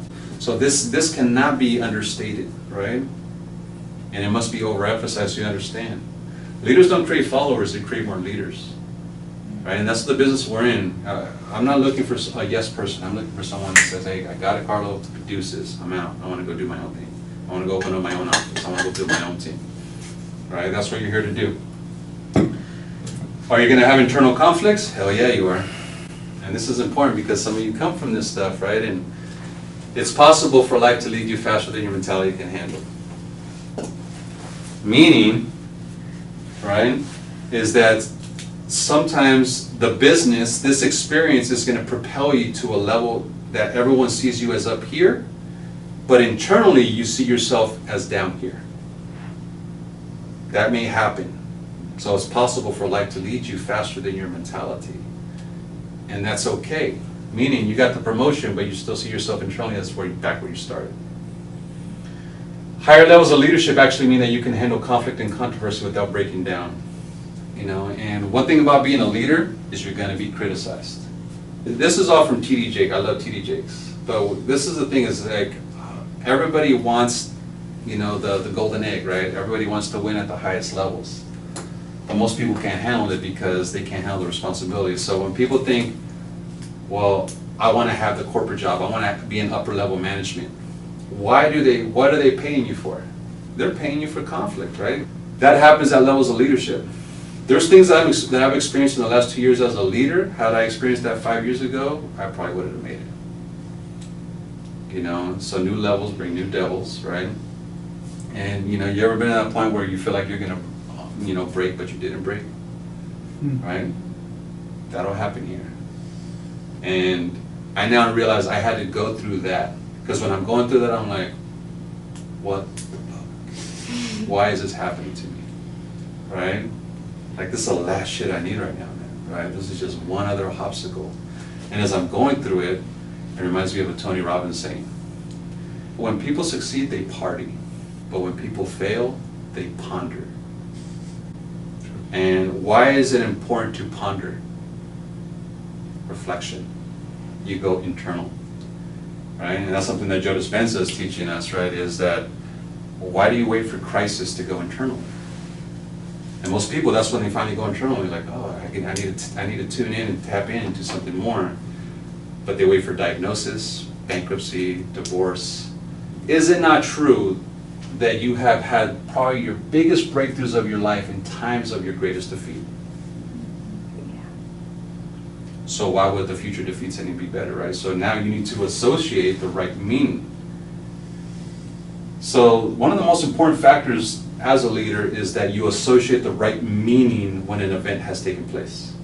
Meaning, don't mistake the end for the beginning. Sometimes you're gonna go through this business, you're like, dude, I can't take this anymore, this is too tough. And then you start listening to your self-talk, I'm my God, I sound like I'm a defeated crybaby right now. And then I start saying, okay, this is definitely happening for me, not to me, but why is this happening for me? What do I need to do different? How could I have handled that better? What could I have said? Okay, let me retrace my steps here. Who's thought like that before? Right? And then you kind of like, okay, let's do this again, and then breakthrough. And then doors open. Every time I've gone through some major adversity, I'm always like, I start associating like, all right, man, something good's about to happen because I'm being pulled to the next level of leadership, right? And you're gonna take it, right? As a leader, I get credit. I get so many, you know, some of you guys, I get people that say, man, this needs to be better, this sucks, that sucks. Easy to say when you're in the follower position, right? You know, because I used to do this shit to Dog all the time, bro. You suck at this, you suck at that. This needs to get better. This is bullshit, bro. Like, why would we do this? Why would we do that? Why aren't we doing this, right? And he would just be like, okay, bro. Like, what do we want, right? And he's like, all right, let's work it out. Let's do this better. But I have so much more respect for him now that I'm a leader, because I deal with it too for my people, right? I'm like, shit. What comes around really does go around, right? Nobody's perfect. You know, and that's something that you got to start really accepting now, is you got to be flexible. Yes, we want optimal performance. Yes, we want everything to be at peak performance level. But are you still going to fail? Yes, you are. You're still going to screw it up in some way or another, right? You're not going to be perfect. Now, the point is, can you still move forward with imperfection? And write this down, because it's something that is a struggle for many people, is be patient with people's shortcomings. Be patient with people's shortcomings. You are very patient, Karlo. Yeah. Yeah. It's been a lot of practice, trust me. Yeah. And that's the thing I'm learning about the paradigms in the 7 Habits of Highly Effective People. Right? People are not going to change at the level that you did. People are not going to grow at the level that you did. You are you and uniquely you. People got stuff, man.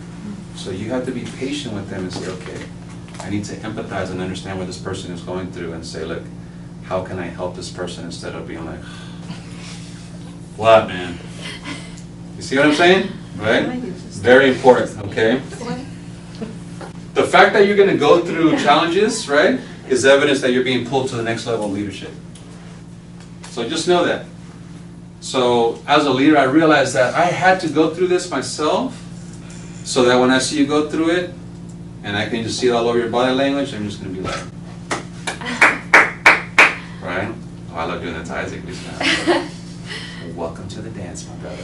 Right? He's like, damn. Right? He's a 26-year-old, he's got some gray hairs popping out sometimes. Right? Rod today was just popping. But it's the truth, right? And so just know that what you dish out, you will get back. Because this business entrepreneurship is the best spiritual game on the planet, because it has a way of humbling you all the time. You must embrace delayed gratification here. If you're not willing to give this 2 years, you're wasting your time. We follow the laws of nature here, natural laws of the universe. Right? This ain't some airy-fairy, new age term. If you plant an avocado tree, I don't care how godly you are and how much you walk old ladies across the street, right? You still have, there is a time to plant and there's a time to harvest. It's like some people that they start books and they get halfway through them and then they're like, I haven't finished a book ever, right? One of my teammates told me that. I was like, how you do it, and write this down, how you do anything is how you do everything. If you start books and finish them halfway through, what else do you start and finish halfway through? Pretty much a lot of stuff in your life. Your circumstances do not make you. They reveal you. Does that make sense? Mm-hmm. Your circumstances do not make you. They reveal you. Right? They reveal you. Who are you? Don't give up what you want most for what you want now. And that's what many people do. They sell their will. I've had people that are like, man, I have this we have a teammate, and she's about to be a former teammate, unfortunately, but she had so much potential, and what she really wants was to win at the highest levels of success. But her job dangled a carrot, right, of like a $10,000 per year more raise, and she's kind of, but now she's working more hours than she was before, right? You know, and I'm like, is that worth it? Don't give up what you want most for what you want now. And that's what happens. People take the microwave route. Like, wow, they're going to give me that money now. I get to get more of my paycheck now. But what is 5 years? Like that. Right? So be careful, guys. Be willing to pay the price. The biggest internal conflict you're going to have is fear. And, you know, if you don't feel fear doing this, then you're not normal. I've had fear. Most people, the reason they don't do the business is because of fear. And it's the biggest internal conflict, right? And how many people, I don't want to start a business because I may fail. I don't want to get married because I want to get a divorce. I don't want to buy a house because I might lose it. Right? And the best we can all hope for in this room is to die in our sleep. But make no mistake about it, ain't nobody leaving this place alive. Right? Risk is pretty much part of our creed for life. Right? I'm not talking about taking stupid risks. But risk is necessary for evolution. If you're not willing to grow, then you're in the wrong business if you're not willing to grow, right? The difference is not about what I'm going to get, it's about who I'm going to become. Difference is not about what I'm going to get, it's about who I'm going to become. There is a, what do you call it, a vibration of frequency, so to speak. No matter what, I can't hear what's going on 98.7 FM on 93.3. No matter how much I will it, no matter how much I think that's what needs to happen. How come I can't hear 98.7 on 93.3? Right? Does that make sense? So you can't talk about I want prosperity while acting and thinking broke. You're trying to hear 98.7 on 93.3, it ain't working. Does that make sense? You got to tune into the frequency, right? It's based on how you think. And that's what many people do, is that they're thinking. And, you know, I've gotten so fixated on the mind so much in this business that I love the mind. It's my favorite subject to study is the human mind. And that everything that we experience in life is, you know, I know if I'm not getting something that I really want and I've been working at it, I'm unconscious of something that I need to fix here. Like, what is it that I need to fix in here, right? Because we don't know what we don't know. And how many thoughts does the human mind think every day? 80,000? 70, 60, 60,000. 60,000 thoughts per day. You remember all 60,000 thoughts? Right? You start off every morning, this is a Joe Dispenza exercise. These are the 5 thoughts that I want to consistently think about today. And by the end of the day, said, do you remember, were you conscious when you were thinking those 5 thoughts? No, you lost consciousness. The program took over. Your subconscious mind took over. So be careful with your subconscious programs, right? And I used to catch myself talking action, because do you think about what you think about? And there's times that, even me, I was like, I'm pretty self-confident. And there's times where I can catch my own mind saying, Carlo, you can't cut the mustard, bro. Are you serious, man? You think people are going to follow you? Are you good enough? Do you think you're good enough? I don't think you're good enough, man. You're not good at this, you're not good at that. I'm like, whoa. And I found through like just feeling my emotions, I'm like, why do I feel doubt right now? Why do I feel negative? Because something creeped in the back door and the voice started talking. So I had to like, got you boys, right? Right, you know? And you have to go conscious on it, right? And say, okay, what do I want to think about? Okay, I am great, I'm good, I'm a great leader, I know people follow me, I know I'm a good person. And I had to take conscious control of the vehicle. And I just do it over and over and over again until that became a habitual way of thinking. You're gonna have to do that too. Those are the internal conflicts. You will have them, and you're also gonna have the external ones. And there's a lot of growing pains, a lot of imperfections, a lot of things, right?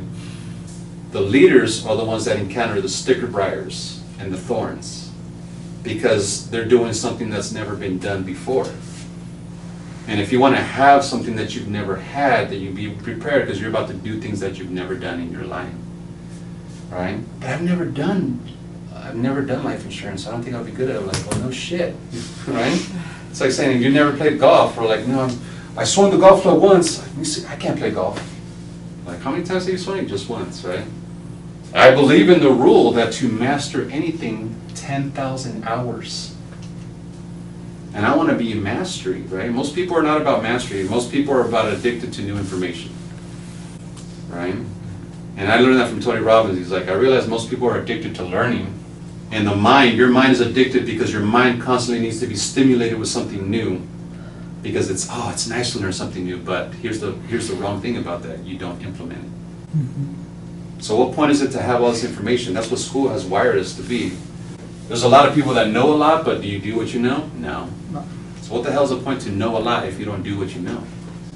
Right? How can you get a degree, like I have a master's degree and a master's in business, but you get results as if you're so stupid? Right? Why is that happening? Because you know a lot, but you don't do what you know.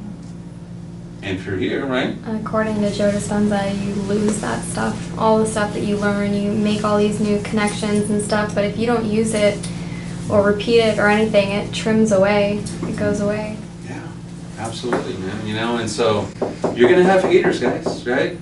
And so just because people are going to shoot arrows at you doesn't mean that they shot you. Right? And that's what people fear. Like if you fear rejection, or probably the thing I struggled with in my 20s was approval. Like if someone told me like, hey, I don't like Karlo, like that was devastating for me. What did I say? What did I do? Because that's not to me, right? The way I was raised, that was my biggest insecurity was losing you, right? And you must rid yourself, right? Write this down. This is a great way to direct quote. Rid yourself of the good opinion of others. Notice he said, rid yourself, not rid yourself of the opinion of others, but rid yourself of the good opinion of others. Why? Because if you are always seeking good opinion from others, you become addicted to other people's beliefs about you. What other people think about you is none of your damn business. Because you can't control that. So you got to work on you. And anytime you're doing something new, people always reject it at first. So can you stay the course? And I'm talking like, and I'm hoping the people I'm talking to in this room that I'm going to see in 2030, hey man, how long you and Thomas go back? How much time you got, bro? Right? There's times, right, I've been with this guy, and I'll tell you right now, Isaac and I have been in business 3 years, right? There's times that we've had some very heartfelt communications. Has there been nights of tears sometimes, bro? Has there been nights of doubt? Has there been nights of uncertainty? Has there been nights of like, damn, bro, are we going to make it? Absolutely. Right? We've sacrificed that, right? So this is my foxhole buddy. We've been in combat. Right? We've fought the good fight. We've got our ass kicked a few times. We've had like, damn, bro, we lick our wounds, and sometimes we're like, are we nuts, bro? We're coming back for more after we got our asses handed to us? Yeah. But there's something in that, right, I love, because you're in business for yourself and not by yourself. That's where that camaraderie goes here, right? Because I know what this guy's capable of. Like, we've been to war, right? You know, and we're still at, but we're better because of it. You know? Sometimes, like, I tell my wife, like, this mofo knows me better than, you know, I let him in too much, right? But I trust him. Because, you know, mentorship requires nudity. It absolutely does. You know, and a lot of times you'd be faking to your mentor because you don't want to be open, because if they know too much about me, I don't want them to see me, like, look down on me. Ain't no one in this room without sin, man. Ain't no one in this room without dirt. All of us have shit, right? It's okay, right? Find people that you can be open with, right? This is a place where none of us are perfect here, but we support each other here emotionally. So, in the last slide, this is good training? Yeah. The last slide is emotional intelligence, which is probably much our ethos here. How well do you handle your emotions? You're going to get tired. You're going to get upset. People are going to say things, clients, teammates, leadership, even me, right? We may bump heads from time to time. I don't agree with that. I don't agree with this. Why did you do this? Why did you say that, right? I never mean no harm, right? But you got to have a high emotional IQ. You know, if I have a problem with you, the only person that's going to know about that is you. And that's what we want, you know, and write this down. Deal direct or let it go. Right? Gossip is a cancer for a team. And so I have zero tolerance for gossip. Right? We constructively criticize, you know, like, hey, I think this person needs to get better here or there. But at no point do I ever say, hey, bro, can I tell you about Thomas? I don't like this about him, bro. I don't like this about him. Why does he do this? Why does he do that? Blah, blah, blah, blah. Right? Why does Isaac have to know about that? If I have a problem with Thomas, I'm going to tell you, Thomas, can I talk to you for a second? Hey, bro, I got an issue about something you said or did. Deal direct, right? Or let it go. You know, that's conflict resolution at its highest, right? I like it when people are direct. You must clear, this is one of my favorite things in emotional intelligence, you must clear the debris in a non-emotional way. Alright? Nobody, when you have an issue with somebody or you're upset, right, don't overreact. If you bring emotion to it, you're making a mountain out of a molehill. Right? Be careful that you don't put people in the defense. Before you speak, think. Right? Never make a final decision when you're down. I've had people like, I think I'm about to quit because you're going through a lot of shit right now. So you're talking about making a long-term decision when you're not in the right state of mind. Give yourself time to think it over, right? Get in the right state and then rethink this, and maybe you realize it was just the circumstance you were in. You know, you gotta get, yeah, this is so, the number one reason that's gonna attribute to your success is this. I promise you that, for every person in here.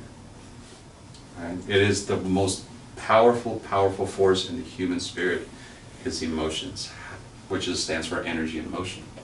How you're feeling is based on your emotions, not you. You need to learn how to override those emotions. Right? And it's hard sometimes. There's many times where I'm just like, all right, man, it's time. Leaders have to be the voice of reason. Okay? So, with that being said, I just want to hear from a few people. What'd you get from tonight? What'd you get from tonight's training, man? Well, it was great. It was, fourth time coming. And it was the next step of information I need. Just the way you broke down, so tax now, tax later, tax advantage. That's when I want to start learning about all these different types of retirement plans. You broke down the 401k, 403b, Roth IRA, just all this stuff. I'm trying to learn IUL, annuities.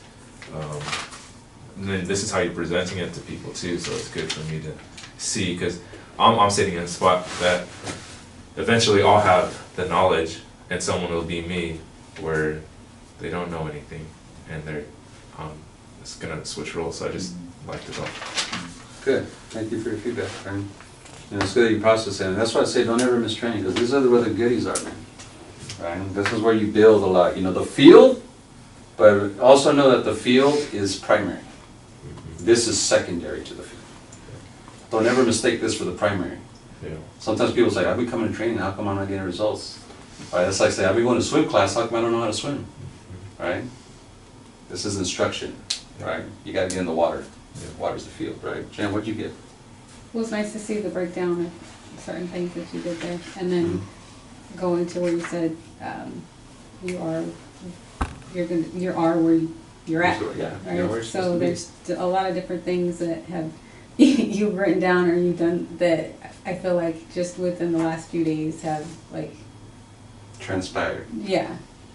Like when you're doing this law of the lid, I just told him yesterday I was trying to get on his level. I was trying to get up to his level. So I was like, I just said that. Like, and there's just the other things that you're talking about, like this I'm dealing with at my current job. Like, Yeah. this is why I cannot stay where I'm at, because of the leadership that is there. Wow. Because they don't have this. Yeah. And I want to be somewhere else. I just want to be where I can be So around more positive. I love that you said that, and take that, you know, like what she said, that if you're not a leader that teaches emotional intelligence or practices it or incorporates into your culture, people in your team will be like that, like, my leader doesn't have that, so I went somewhere where they did. Right? So it's very important. But you see also the whole lot of it, I want to get on his level because there's influence there that Thomas has. So he's influencing me to become more, but you have to be more in order to help someone become more. Right? Very important, right? Well said, Thomas. What did you get today, man? I love hearing, I love the tax now, tax later, tax advantage, man. Just breaking everything down. That's why I ask a lot of questions too, because everything I ask you, and I just feel like it just ingrains in it too, because just like with Anthony, you know, what I like about what we do is like, this is a platform where I can grow a team while still learning. Like, I don't know everything about this just yet. Like, I'm soaking in really good and I'm like getting it down really fast. But I just like you, I want to be able to just be the expert in this, or just come. I just know just like the back of my hand, and I can really thoroughly help someone that's across from me because I understand all of this. And then also, just like anything, like I said, I want to be able to bring people on. Like, yeah, boom, boom, boom, boom, boom. This is what you need to know. This is what you need to do. So it's like nice to be able to learn it, but also still grow at the same time. You know. Exactly. Did you get that? That's exactly so. Remember, you're in business for yourself. You're not by yourself. Because just like, well, I want to be able to offer my people something, right? Here's our philosophy. You're gonna know what you know, man, and you'll know who knows what you don't know, and that's all you need to know, right? That's it, dude. You know, it's like I don't know everything, so I put in, you know, like for me, you know, people say, Karlo, you're Spanish, you speak Spanish, but you need to practice on your Spanish. I'm like, that's gonna take a lot of time. What if I just go find a good Spanish speaker, right? I just chose to do that. Right? You know, is double down on your strengths and recruit out your weaknesses. Yeah. Does that make sense? I thought about that during the meeting. I'm like, I know we're trying to, you guys, there's like a large Hispanic population in San Diego. There's also a large Filipino population. Oh yeah. Why don't we have any? I'm like, if I'm gonna recruit someone, I'm gonna get There you go. in Chula Vista. Oh, I'm gonna oh, try to yeah, I'm bring with you, on. bro. Like I told, I was like, I want to find, you know, a good sharp, right, Filipino, and I want to find a good sharp African American, right, real, you know, someone that has that kind of influence in that market. Because those are great markets here in San Diego, right? Those have influence here, right? That's the truth, right? Jessica, what'd you get? The picture with the boss, and then he's on the chair, and then with like Cracking wig. whips. I'm like, oh yeah, that looks like my old job. It's like corporate, and the leader's up here, and you know he's telling everybody how bad job they're doing, and everybody's morale is down. But you know, I like the second picture where it's the leader. He's leading the way, and Let's he's go, like, baby, let's right? go. You know, just showing them the way, and you know, making you feel good about yourself. So I know I've seen it before, but I like it. Good. That's what we want to do here, guys, right? You know, it's good. Love it. Great feedback, right? Miss Brian, what'd you get, bud? That was incredible. I feel like that should be in the welcome email when you sign up, like for real, because Which part? The leadership part? it's before. So in the first email that you get, the very first thing that you get sent to is to go do the Upward Bound training. And if you're not already sold on the vision, the Upward Bound training is hard to be like, okay, I'm focused on this, I'm focused on this. But hearing you go through it, you make it make so much sense, and you're like, oh my God, this is exactly why I want to do it. Like, because, like you said, it's the Swiss Army knife of life insurance. I'm going through the training and I'm seeing all the different things that it does, but when you break it down, it just makes so much more sense than this other stuff that I've been going through. So I loved it. That was very enlightening. Good. That was incredible Good. training. Okay, good. Awesome. That's what we wanted to do, guys, right? Good. You know, Salgado, thank you so much for holding it out today, bro. Thank you. And I'd love for you to speak, bro. I know you came in the tail end of that, but just, you know, you're getting a lot of results right now, you know, and you didn't start out that way, guys, right? And I think right now is someone that I think is worthy of being duplicated in terms of running the process the way as Isaac, right? He didn't come here knowing any of this stuff. You know, he went out and got a lot of experience. In his 3 years here, he's probably done a few thousand appointments. You know, so those build on your experiences. But I don't know, man. What are you feeling? What can you kind of tell these guys? What it takes, or where you're at?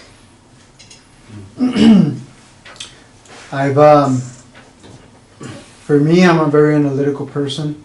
I came in the same way you guys all came in. I was like, shit, I don't want to do nothing that might hurt someone else. Because if you're here, the bottom line is because you're a good person. So for me, I think the biggest thing that has clicked and getting a recruit, because he's recruited already, and being able to service an individual is developing your levels of leadership. Yes. And people want an opportunity. People want what we do. Everybody wants to save money. If we think about it, I want to be able to save more money, right? Mm-hmm. Do we want to earn more interest? Yes. Yeah. Then why are we not being successful? So for me, like where I'm at is, I come with the truth. Like I am right now is I know what the truth is. For me, I'm very analytical, and I started wanting to learn so much, and I went in and read so much, and then it kind of like clicked. I'm like, Isaac, your insecurities are making you waste time. When at the end of the day, it's not what people hear, it's how they feel. So when I walk into someone's home, I know I'm gonna help them out.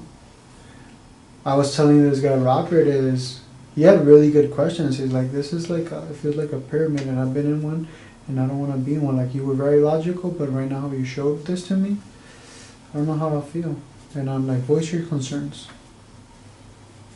And he was like, well, I'm like, let me tell you and take you into history. And I explained the differences from normal industry to Primerica industry and where we fall into place. And he loved it. So back then, let's say 2 years ago, I would have been destroyed in the appointment I just did now. Because he was talking CPAs, BPAs, all of this jargon. But at the end of the day, he's across my desk. And I hold the skillet. I have the handle in my hand. Right? At the end of the day, it's my decision if I give you a shot or not. At the end of the day, I decide if I'm going to give you the goodies or not. At the end of the day, I decide if your whole future and your whole retirement is set or not. So that is where my confidence is at, is that people need exactly what we do, and they need it yesterday. It's not even about the money, and I told them, bro, I don't give a shit about the money. I'm not here for the money. I'm in financial services. It would be stupid to think that I'm not going to make money. You think I care about six figures?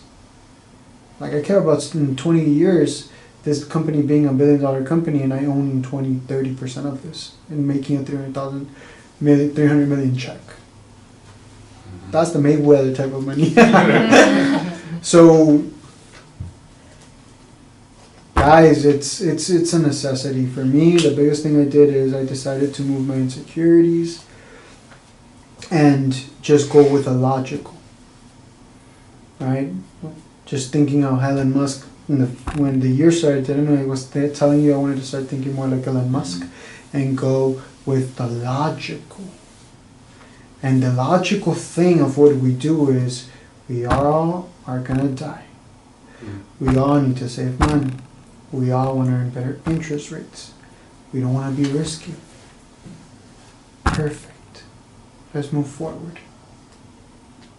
So that's where I'm at, man. I'm right now very simple, very direct with the individuals. Right now more than ever, people are very hungry, and more hungry for emotional intelligence, more hungry for being a better version of themselves. For me, I've just had to work more on myself and just look more into the mirror. And as I've grown in the leadership positions, I've been, pulled, stressed from the sides, from the bottom, from the up. There's pressure from everywhere, but I love this, and that's what I chose. I chose this because I'm a bit sadistic. I'm a bit crazy. I'm right now going to go to work, and I gotta wake up super early because I gotta be back into Mac at 8 a.m. And I love to do what everybody is not doing, because I know that I'm gonna be and I'm succeeding. That's the reality. I don't want no breaks. I don't want no time. I want to keep moving forward. Right? And I don't do this for the money, I do this for the time. I tell my clients, I'm here because I believe and I see a perspective of time. And the biggest thing I'm going to give you is, I'm going to help you with retirement. I'm going to help you with proper coverage. But I'm going to save you time. Because I want to save you money. So, it's been a phenomenal ride, man. And I'm very, very happy and thankful to be in this room with you guys. And it's awesome to be around people that are hungry, people that want to do something better, people that want to do and create an impact. And I saw this picture because it's not perfect, guys. It's small beginnings. We are right now all trailblazing and creating this. And just look at this picture, guys. This is the #1 individual. This is the individual that right now is worth almost $1 trillion. The richest man in the world 19 years ago. Look at where he started. Does it look nice? Does it look like Mac? Does it look simple? Does it look fresh? Does it look intelligent, articulate? Wow. Does he have a Ferrari? Because people say, you drive that? Yeah, nigga, I'm driving that. I don't give a shit. But that is where, Show the camera. but that is what it is, you know. I see that and I see myself in that office nights. I see that, I'm like, shit, I'm there. The difference off, it's all messed up, and it's all dirty, papers everywhere. We need to have more structure. We have our whiteboard there. We got the Carlos bag is in the ground. I'm like, bro, I'm sorry for the mess. We like to work out and take care of us. And but that's why I love this stage, because here is where we are being filtered from the weak to the strong. You guys have noticed it, how we are being filtered. Have you noticed that? Well, they're new, but yes. Yeah, you're the new, but yes. And only the strong survive. The strong in what aspect? In their self-belief. That's it. Like in your self-belief, I believe that I can. Like I saw 20,000 or whatever, and I'm like, shit, I gotta make 160,000 in a month. That's what I'm looking at. That's my number. That's my number, minimum. You know why? Because that is my self-belief. So, my self-belief is that, man. I know that what I'm doing is the best. Why? Because the companies that we represent are the best. So, any CPA, CFP, any lawyers, any type of agent can come at me right now, and I know exactly what I do, how I do it, and why I do it. And they can walk. Because I'm confident. Nice. So I feel that way. Damn. The la la land, That's right? good. So, okay, so wrapping up, I know it's over, but what's our vision? How many? 5,000. 5,000 vision. That's the plan in your subconscious, right? You know, and we are the beneficiaries of that vision fulfilled. Right? The ones that get it there. Now, for the person that comes in, it's like, wow, that's a nice company, bro. How many people are in here? Oh, there's 5,000. Oh, it's legit, dog. This is nice, man. It's gonna be nice coming to a company like that, but it's gonna be even better for the person that was like, you remember when that office that we show that we're gonna show that difference office, right? And be like, oh my god, that was you guys, right? Oh, the Jeff Bezos Holy office. cow! You guys have come a long way. I saw that and I was like, Yeah, it's wild. 20 more years, I think. Wild. We get the opportunity, right? And that's my philosophy. I think people either say, man, I wish I would have, or I'm glad I did. All right, that's the point.